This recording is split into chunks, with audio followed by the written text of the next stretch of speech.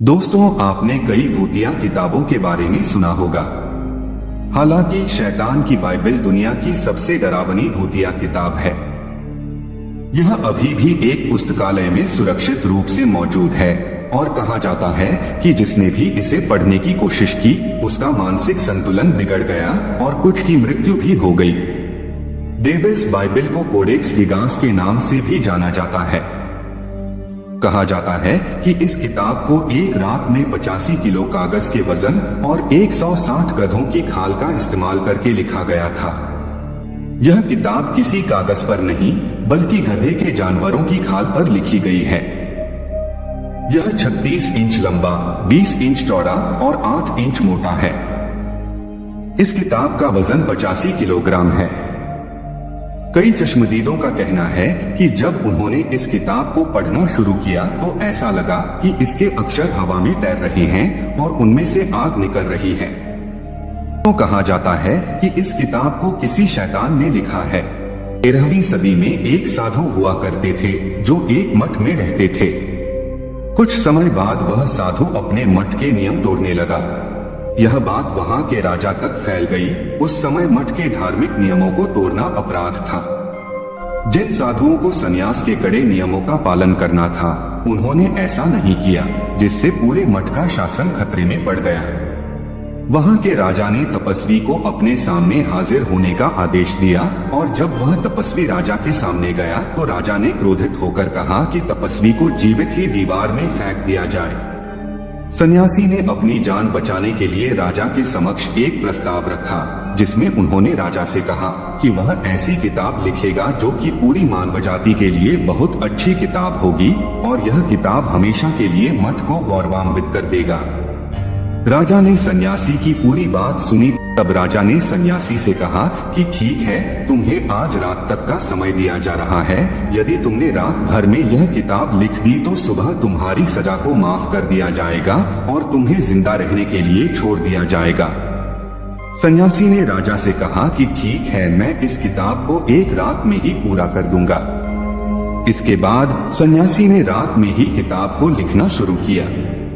लेकिन जब आधी रात हुई तब सन्यासी को यह लगा कि रात भर में यह किताब पूरा कर पाना नामुमकिन है।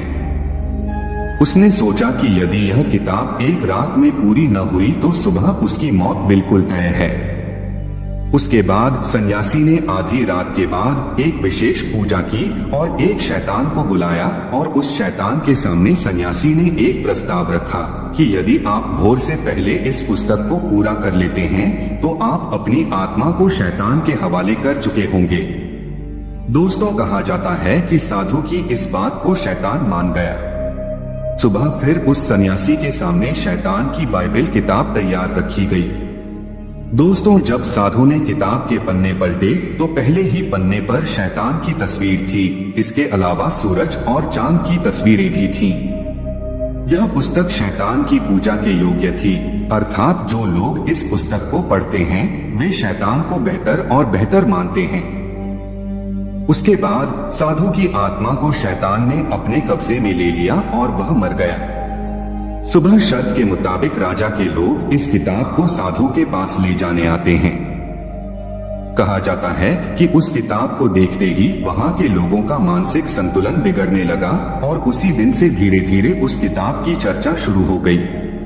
जब इस किताब को पढ़ने की कोशिश करता उसके साथ अजीबोगरीब हादसे हो जाया करते थे। धीरे धीरे इस किताब के बारे में शोध किया गया कि इतनी लंबी किताब जो कि 310 पन्नों की है, 110 गधों की खाल पर लिखी गई है, एक ही अक्षर तथा एक ही रोशनाई से लिखी गई थी। कुछ लोगों के अनुसार यदि कोई इस किताब को नॉन स्टॉप लिखने बैठेगा तो कम से कम 15 से 20 साल लगेंगे। कुछ का तो कहना था कि 30 से 35 साल लग जाएंगे, लेकिन 8 से 10 घंटा के अंदर इस किताब को लिखना नामुमकिन है। उसके बाद यह निश्चय किया गया कि यह कोई मामूली किताब नहीं है, बल्कि वाकई यह एक शैतान की किताब है। इसी के बाद इस किताब का नाम डेविल्स बाइबल पड़ा। यह किताब शैतानी रास्ते पर जाने की प्रेरणा देती है। इस किताब को चैक गणराज्य के एक लाइब्रेरी में सुरक्षित रखा गया है। तो दोस्तों आज के लिए बस इतना ही। आशा करता हूँ मेरे द्वारा दी गई जानकारी आपको पसंद आई होगी। वीडियो अच्छी लगी हो तो चैनल को सब्सक्राइब और वीडियो को एक लाइक अवश्य दें। धन्यवाद।